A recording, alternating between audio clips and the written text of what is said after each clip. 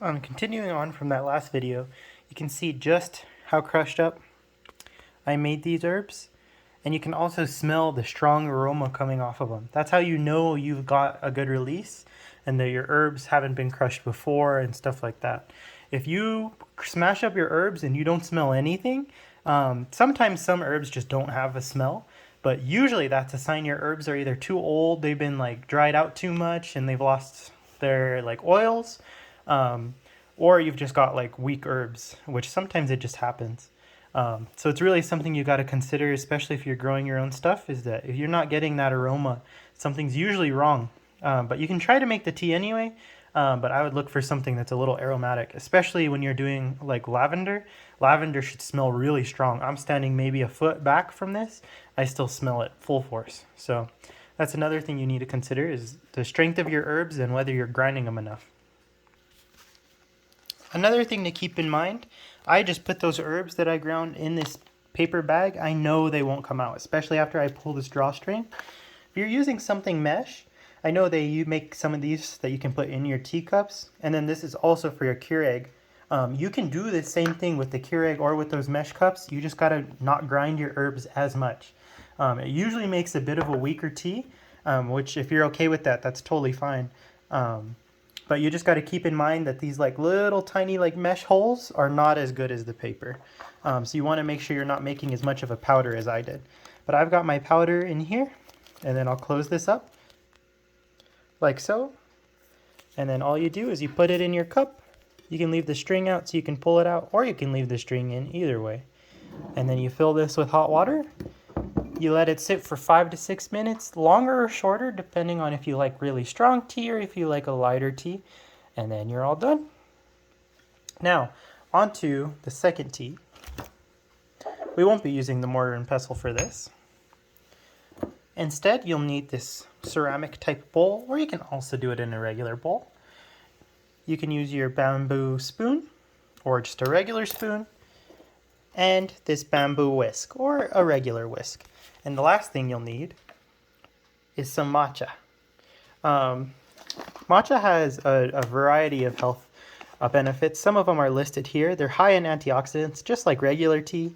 They have that natural energy boost, and they help with metabolism. Really, it's like drinking green or black tea, but I like the taste of matcha better. It's a little creamier, it's a little smoother, and it's easier to add milk to. So when it comes to portioning out your matcha, you can either use a regular spoon, which I've got in here. Sorry, this bag won't open very well.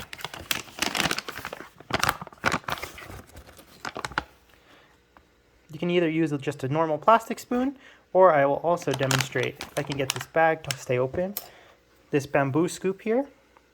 These are made to be pretty much the exact correct portion. It's not really meant to be used with one hand, but you can see sort of how it works there. With two hands I'd get a little bit more, but it scoops out the powder. It's a little different than a traditional spoon, but usually it gives you just the right portion if you do it right. As you can see here, I got a bit of a better scoop. I'm going to place it in. And that's really all the matcha powder you need, but since I like a little extra, I'm going to add a little extra. Okay, once you've done this, you can pour in your water. I like to swirl it around just a little bit to try to break up the powder at the bottom. And it makes this nice, very, very green liquid. I think in some places matcha is even used as a dye. But I wouldn't worry too much about getting it on your clothing or anything. It really doesn't stain. After that, you just take your bamboo whisk, as I'm doing now, and gently stir the matcha. I prefer using these more traditional tools because I find it very peaceful and relaxing and almost meditative. Sometimes I'll sit here for 5 to 10 minutes even though that's not necessary, just stirring it and watching it spin around, listening to the bamboo on the pottery, and just enjoying the experience. But as you can see, it's already mostly mixed, and using warm or hot water usually helps with that mixture. Another reason for using traditional tools or even whisking it instead of just stirring it and shaking it is matcha has a hard time when it's clumped together joining with the water. So often using something like a whisk, and especially these bamboo whisks, really let you scrape the edges of your ceramic without hurting the ceramic, and then also just separating and getting all of that matcha apart and into the water.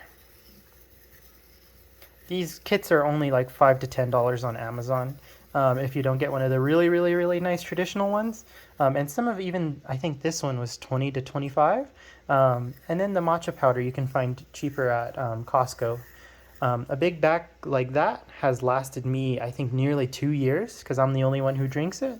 And it was, I think, $20. So $20 over 2 years is much cheaper than coffee. But it's also delicious. And you can do the same thing as you do with coffee, add it to milk, or you can also add it to milk and sugar. You can blend it to make a sort of frappuccino, but I honestly like it just like this. I'll take this back to my room and I'll sip it. Even though it's a large bowl, you just got to be careful picking it up. But they're quite nice to drink out of. It's a much different feel than something more new like this. And then as you can see, as we've brewed the tea a bit more, it started to turn that color. And like I said, even though it's a powder, there's absolutely no herbs in there. Once it's gotten to around this color, you can usually just be done.